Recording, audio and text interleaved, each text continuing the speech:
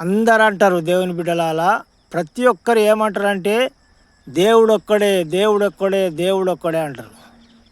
మరి ఆ ఒక్క దేవుడు ఎవరు అని తెలుసుకునే జ్ఞానవంతులు లేరు. ఆ సృష్టికర్తనే నేను పూజించాలి, ఆ సృష్టికర్తనే నాకు కావాలి అని వెదికేవారు లేరు. దేవుడు ఒక్కడే అనగానే సరిపోతుందా? ఆ? మరి ఆ ఒక్క దేవుడు ఎవరు? మనల్ని ఎవరు మోసం చేస్తున్నారు?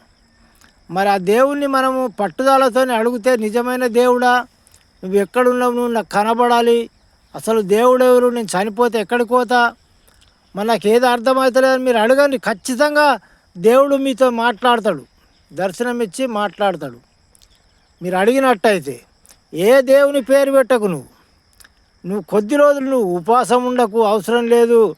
నువ్వు పట్టుదలతోని ప్రతిరోజు జ్ఞాపకం చేసుకోకంతే. నీకు దేవుడు ఖచ్చితంగా కనబడతాడు, కనబడి మాట్లాడతాడు, ఆయన దర్శనాలు చూపిస్తాడు. అసలు దేవుడు ఎవరు, ఆయన పేరేంటి అని మొత్తం మీకు చూపెడతారు దేవుని బిడ్డలారా. ఆ నమ్మకం నుంచి మీరు మీరు అడగండి. మీరు ఎందుకంటే మీరు పప్పుల కాలేసినట్టు మోసపోతున్నారు. నిజమైన దేవుణ్ణి అర్థం చేసుకోక మీరు మోసపోతున్నారు. కాబట్టి మీరు అడిగి ఖచ్చితంగా దేవుణ్ణి అర్థం చేసుకోండి. అడిగితే మీకు ఖచ్చితంగా దర్శనం ఇస్తాడు, మాట్లాడతాడు.